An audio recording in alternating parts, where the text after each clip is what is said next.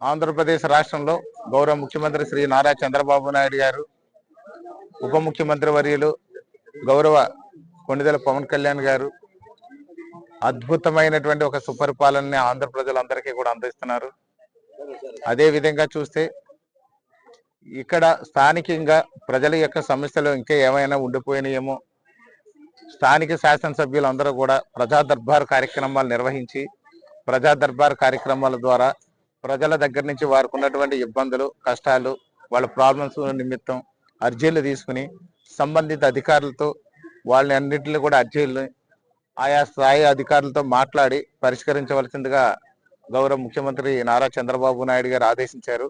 దానిలో భాగంగానే ఈరోజు రాజానగరం నియోజకవర్గం కోరుకొండలో ఈ యొక్క ప్రజా దర్బార్ కార్యక్రమాన్ని మన ఎంఆర్ఓ గారు, ఎంపీడీఓ, ఇతర మండల స్థాయి అధికారులు, సర్వేయర్లు, ఇంజనీరింగ్ డిపార్ట్మెంట్, అన్ని రకాల డిపార్ట్మెంట్ల నుంచి కూడా సంబంధిత అధికారులతో కలిసి ప్రజా దర్బార్ కార్యక్రమాన్ని ఏర్పాటు చేసి ఇక్కడ అర్జీలు స్వీకరించడం అయింది.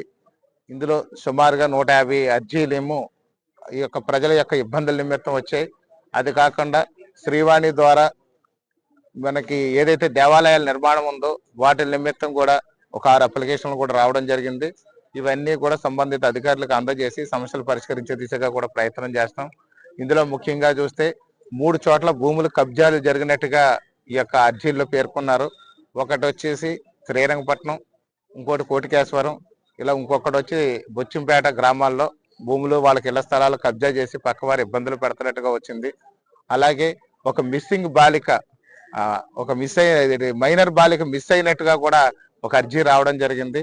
ఇక్కడ ఏదైతే ఉందో మైనర్ బాలిక మిస్సింగ్ అయింది, పోలీస్ డిపార్ట్మెంట్ కంప్లైంట్ ఇచ్చాం. గత 2 నెలలుగా కూడా ఆ యొక్క దానికి పరిష్కారం రాలేదని చెప్పారు. పోలీస్ అధికారులకు కూడా ఆదేశించాం ఆ యొక్క సమస్యను ఇమీడియట్ గా పరిష్కరించాలని చెప్పి. అదే విధంగా ఒక భార్యాభర్తలకి మధ్య ఉన్నటువంటి తగు కారణంగా 3 పిల్లలతో ఉన్న తల్లికి ఇల్లు ఖాళీ చేసి వెళ్ళిపోమని చెప్పి అత్తగారు వేధిస్తున్నట్టుగా కూడా ఒక అర్జీ వచ్చింది. దాన్ని కూడా సంబంధిత పోలీస్ అధికారులకు కూడా తెలియజేసి వారికి న్యాయం చేయాలని చెప్పి ఆదేశించాం. రీసర్వే భాగంలో కూడా కొన్ని ఇబ్బందులు, ఎక్కువ కంప్లైంట్లు కూడా వచ్చినాయి. రీసర్వేలు సక్రమంగా జరగక ప్రజలు ఇబ్బంది పడుతున్నాం అన్నట్టుగా కూడా దృష్టిలో వచ్చినాయి. అలాగే కొన్ని చోట్ల స్థలాలు, ఇళ్ల పట్టాలు కూడా దొంగ పట్టాలు ఇచ్చారు వైసీపీ హయాంలోని. అన్ని ఆస్తులు ఉన్న వారికి, కార్లు ఉన్న వాళ్ళకి, పొలాలు ఉన్న వాళ్ళకి కూడా ఆ యొక్క పట్టాలు ఇచ్చారు. నిజమైన పేదవాళ్ళకి పట్టాలు అందలేదని చెప్పేసి ఈ యొక్క గుమ్మలూరు నుంచి కూడా కంప్లైంట్లు రావడం జరిగింది. ఇవన్నిటిలో కూడా సంబంధించి అధికారులకు మేము పంపించి వాళ్ళు రెక్టిఫై చేసే విధంగా కూడా చేస్తున్నాం.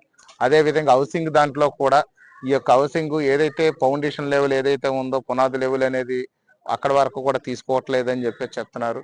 దాన్ని కూడా సంబంధిత పీడీ హౌసింగ్ వారితో మాట్లాడడం, ఏఈలతో మాట్లాడడం, ఈ యొక్క పునాది లెవెల్ వరకు కూడా ప్రభుత్వం ఆదేశించింది కాబట్టి దాని ప్రకారం అందరూ కూడా హౌసింగ్ లోన్లు పునాదుల వరకు తీసుకునే విధంగా చర్యలు తీసుకున్నాం. అదే కాకుండా చూస్తే కొంతమంది మనం చూసినట్లయితే ఇక్కడ ఈ యొక్క కొంతమంది హడావుడిగా ఇల్లు కట్టేసుకున్నాము, దానివల్ల మాకు ఇబ్బంది వచ్చింది, తప్పక స్లాబ్లు వేసేసుకున్నాము అని చెప్పేసి రిక్వెస్ట్ చేస్తున్నారు.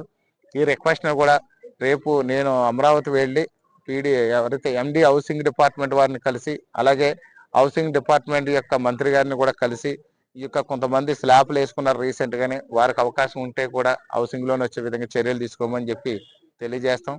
అదే విధంగా చూస్తే ఇక్కడ సిబ్బంది కొరత ఎక్కువ ఉంది. మన సచివాలయం సిబ్బంది కొరత ఎక్కువ మంది డిప్యుటేషన్ లో వెళ్ళి కలెక్టర్ ఆఫీసుల్లోనే, జిల్లా స్థాయి ఆఫీసుల్లో పని చేయడానికి వెళ్ళిపోయారు. అందువల్ల సిబ్బంది తక్కువ ఉన్నట్టుగా కూడా నా దృష్టికి వచ్చింది.